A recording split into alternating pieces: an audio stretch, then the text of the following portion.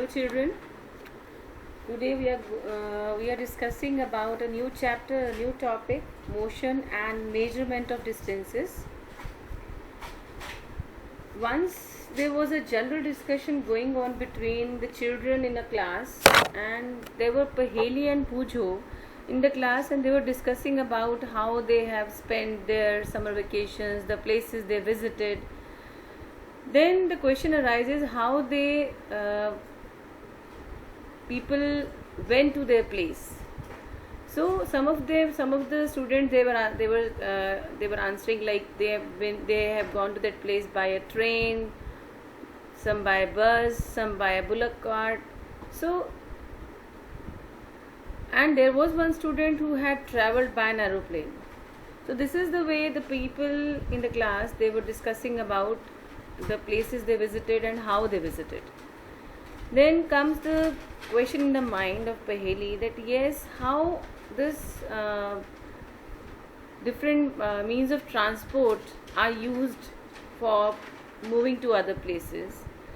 So they were reading about the people using different means of transport in ancient India, and they really wanted to know how people traveled from one place to another in earlier times.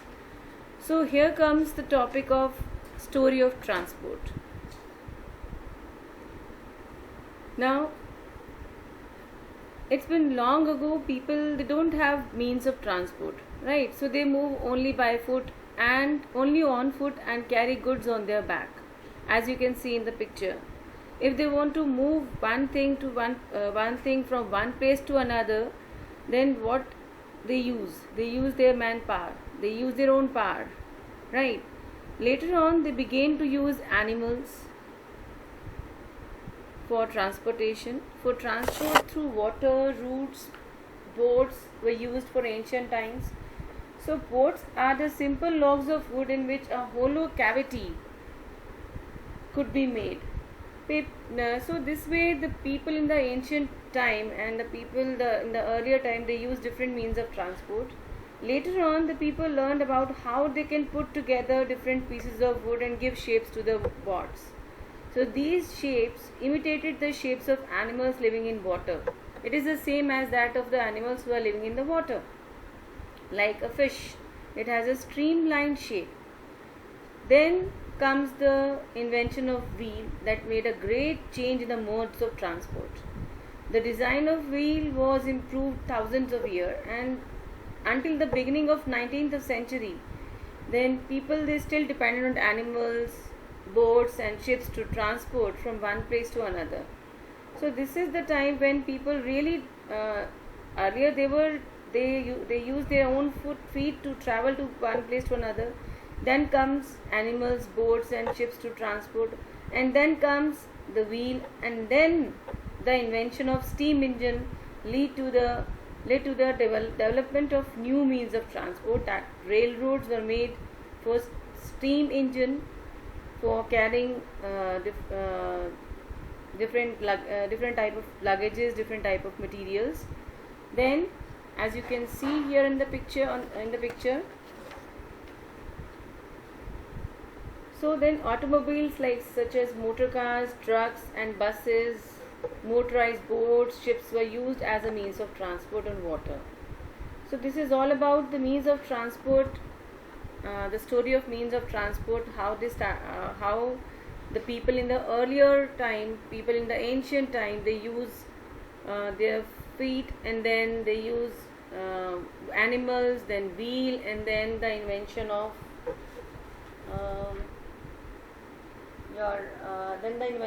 steam engine. So this is all about how the things have gone, right? So later improved to carry, these steam engines are later then improved to carry passengers and goods. Electric trains, monorail, supersonic aeroplane and spacecraft, these are some contributions of the 20th century.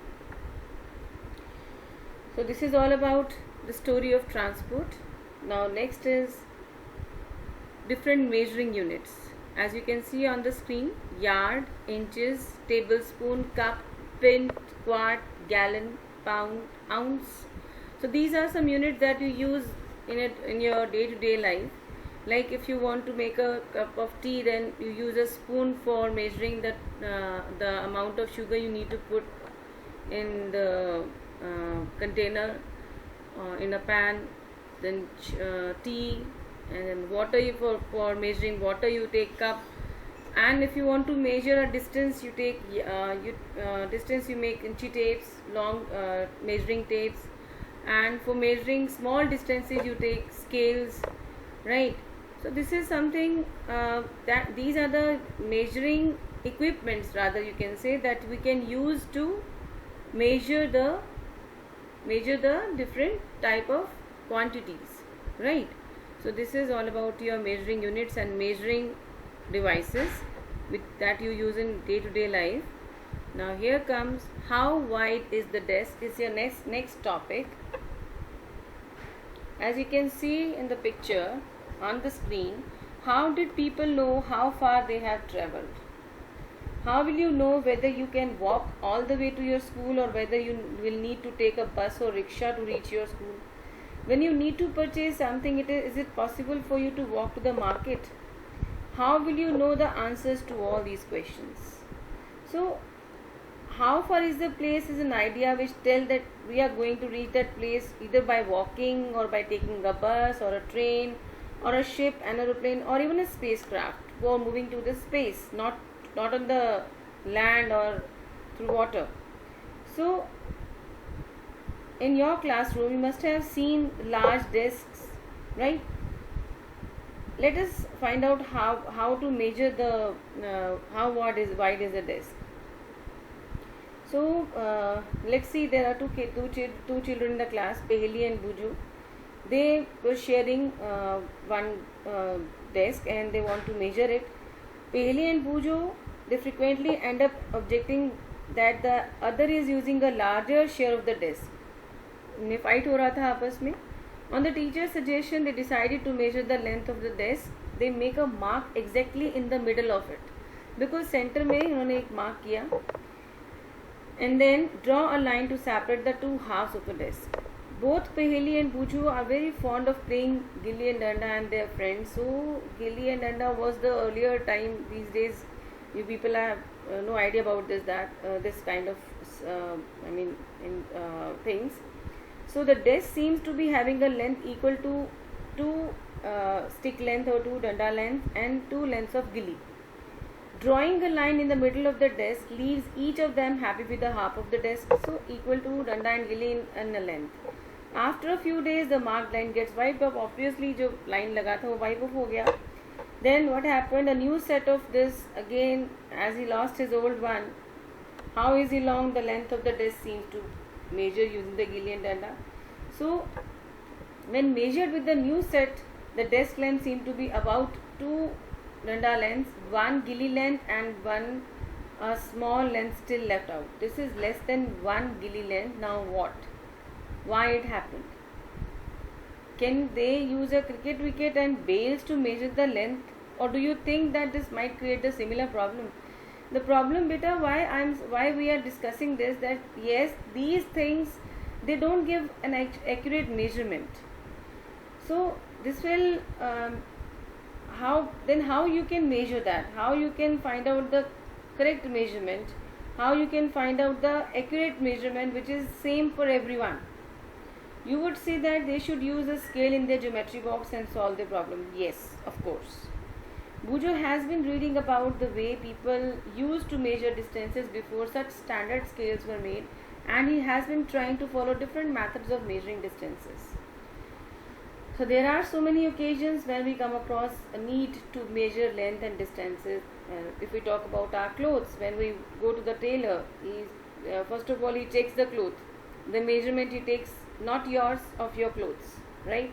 When you go to a carpenter, he will ask you, आपको कितने inch का और कितना बड़ा क्या बनवाना है, तो he'll ask you for the height and width of the cupboard or a desk or any furniture if you want him to make for you, or a door, right?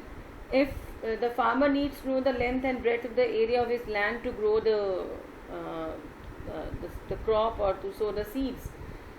So suppose you are asked how tall you are. You want to tell the length of a straight line from the top of your head to the heel of your feet. So this is something different. I mean, here we are discussing with this topic that yes, different measurement units are required to measure different type of quantities, right? So all these questions have one thing in common: they all concern distances between two places. How long is the room? How wide is the desk? How far is the is from Delhi to Calcutta? So how far away is the moon from the earth? So these all are, I mean, the questions, the answers are same, that you need to know about the distance between the two places. So let us find out a few measurements to see what exactly we need to do when we measure distances or lengths. Some measurements of a classroom, if we talk about measuring the length and breadth of the classroom, and then measuring the width of a table, right? So this you can do it with your hand. If you remember, the ancient people, they use different measuring units. Those units are actually their body parts: handspan, fathom, stretched arm they use, foot they use for measuring the distance, because earlier that time there were no actually the standard units. So this is all about your how you measure the length and breadth of classroom. We were starting with that. So there is one measurement, means the comparison of an unknown quantity, right, with some known quantity. Measuring the unknown quantity with some known quantity. This known fixed quantity is called a unit. The result of measurement is expressed in two parts. One part is the number and the other part is the unit. If let's take an example of 2 kilometer, where 2 is the first part, that is number, and kilometer is the unit, right? So study all the measurements recorded, find out so that everybody in the class will do that. You can do it with the hands. So if you find out, if in your class everybody will measure his or her bench or desk length and breadth with the hand, the measurements will definitely be different. It will not be same, because their foot and hand size are different from one another. I am talking about the students who are measuring it. So therefore some standard units of measurements are needed that do not change from person to person. So let's talk about standard units of measurement.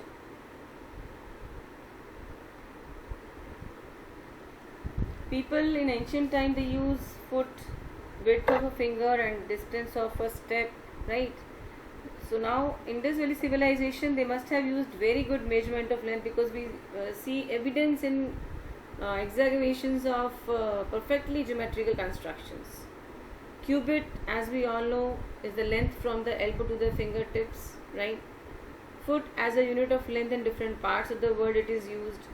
So people measured a yard of cloth by the distance between the end of the outstretched arms and their chin. So these are something like the people, they in different civilizations, different parts of country, they use different measurement units. Now here comes the standard units, or the correct measurement of length. How will you find out?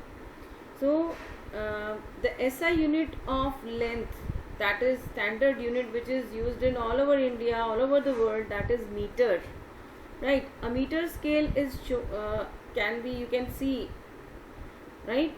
So it is a 15 centimeter scale, always there in your geometry box. You can see 15 centimeter scale must be there in your, if you find out, it is in your geometry box. यही मिलता है, मतलब अगर आप लेने जाते हो तो मार्केट से वो इतना सेंटीमीटर का स्केल आपको मिलेगा. Each meter is divided into 100 equal divisions called centimeters, and each centimeter has 10 equal divisions called millimeters. So this is something you have done in class 4 and 5. 1 meter is equal to 100 centimeter and 1 centimeter is equal to 10 millimeter. So this is something about small distances. When we talk about large distances, it is 1 kilometer is equal to 1000 meter. This is all about your simple or standard unit, sorry. Now next is correct measurement of length. We were discussing about that. Just look at the picture here. It is same in your book as that in your NCERT book. right? For a tailor uses a tape, right? Whereas a cloth merchant, they use a meter rod. And for measuring the length of an object, you must choose a suitable device, right? So when we are talking about measuring tape, for small measurements such as length of your pencil, you can use a scale, right? But here we are using, in taking measurement of a length, we need to take care of the following. Place the scale in contact with the object along with its length. Just look at the picture here, with its length, right? In this first picture, in some scales the end may be broken. You may not be able to see the zero mark clearly. In such cases, you should avoid taking measurements from the zero mark of the scale. You can start from 1. Okay. Then you must subtract the reading of this mark from the reading at the other end. So it could be, if it is 14.3, if you have measured it's 14.3 and it has been broken from the one end where it is zero mark. So you 14.3, you can subtract 1 from there. 14.3 minus 1, it gives you 13.3 centimeter. So correct position of the eye is also very important. Just look at the scale, how it has been kept. One is, this is not the correct position and this is not the correct position. These two are perfectly alright positions where to keep the measuring devices to measure the length here. So next is, these are the units that we use in the earlier time. Now, right reading, wrong reading, yes, you can see here. Just see. Correct position of the eye is also important for taking measurement. Your eye must be exactly in front of the point where the measurement is to be taken.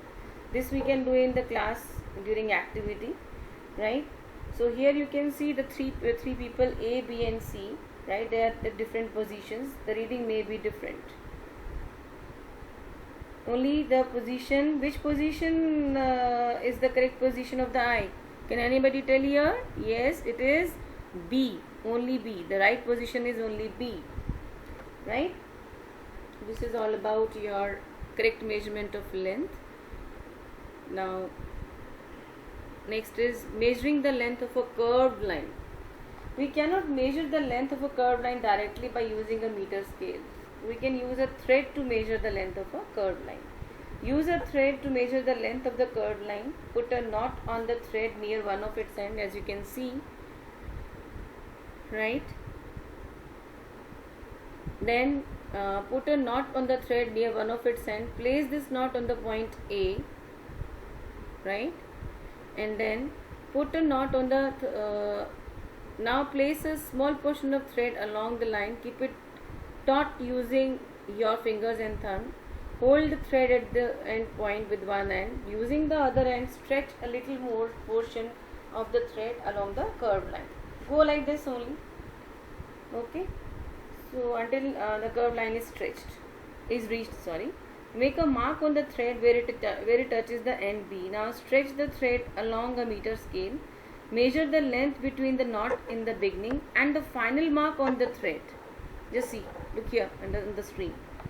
Final mark on the thread. Now measure the length between the knot in the beginning and the final mark on the thread. This gives the length of the curved line AB. This is all about this is an activity, this we can do in the class also, right? Now next is moving things around us. You have seen an ant moving at your home. Have you seen that? Think of some objects you have seen recently, like a dog, cow, butterfly, fish in water, right?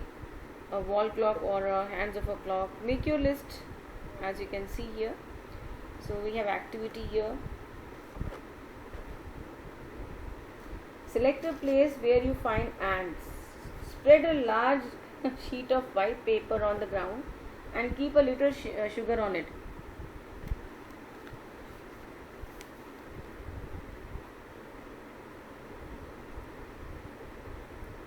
As you can see,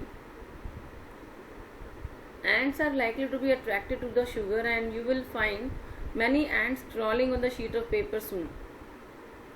So keep marking its position after a few seconds as it moves along the sheet of paper. After some time, shake the paper free of the sugar and the ions. Connect the different points, and you will see the moving objects, how the ants have moved. Motion seems to be some kind of a change in position of an object with time. Right or wrong? Yes, it is right. So when we talk about motion, we talk about some kind of change in position of an object with time. Now next is different types of motion. Have you observed a moving train or a car or soldiers marching in a parade? Make a point anywhere on the blades of the fan on the hands of a clock. This distance will remain the same. Right? Sometimes an object repeats its motion after an interval. What is this type of motion called? This type of motion is called circular motion. And here, as you can see, the marching, the people are moving in a straight line, the car is moving in a straight line, the train is running on a track. This is a rectilinear type of motion, right? So we are going to discuss about different types of motion here. So this is, first is your rectilinear motion. The motion in a straight line is called rectilinear motion. Then rotatory motion around one point, right? Then your periodic motion, and then it's your circulatory motion, right? Circular motion, clear? So motion of a vehicle on a straight road, march past of soldiers in a parade, these all are the examples of the rectilinear motion. Now next is the distance of the stone from your hand remains the same. When you tie a stone to a thread, with a thread, and whirl it with the ground with your hand, आप सिर के ऊपर जैसे घुमाइए. Observe the motion of the stone. You will see the distance of the stone from your hand remains the same. This type of motion is called your circular motion, as you can see here. The fan की आप बात करेंगे तो fan के जो wings हैं उनका देखिए distance आपस में same है, right? Here also, the motion of point marked on the blade of a electric fan on the hands of a clock are examples of circular motion. The electric fan or the clock by themselves are not moving from one place to another, but the blades of these objects are moving, right? So this is all about your circular motion. Now next is, in some cases an object repeats its motion after some time. This type of motion is called periodic motion, as you can see here. It will take its mean position, then it go to its extreme two positions. Take the stone tied with the string that you used. Now hold the string in your hand and let the stone hang from it. This is a pendulum, as you can see here, right? Pull the stone to one end with the other end and let it go. Now the pendulum is in position here, right? It is an example of periodic motion. A branch of a tree moving to and fro, motion of a child on a swing, string of a guitar on the membrane of drums played. They are all example of periodic motion. So did you observe a sewing machine as a part of activity 5, right? You must have observed that it remains at the same location while any point on its wheel moves with a circular motion. It also has a needle that moves up and down continuously as long as the wheel rotates, isn't it? This needle is undergoing a periodic motion. Okay, this is all about different types of motion. Only these type of motions are there in your chapter. So have you seen the motion of a ball along the ground? The ball is rolling with the ground, rotating as well as moving forward. So the ball undergoes at the same time two types of motion altogether: rectilinear motion as well as rotational motion. So think of more examples where objects they show combination of different types of motion.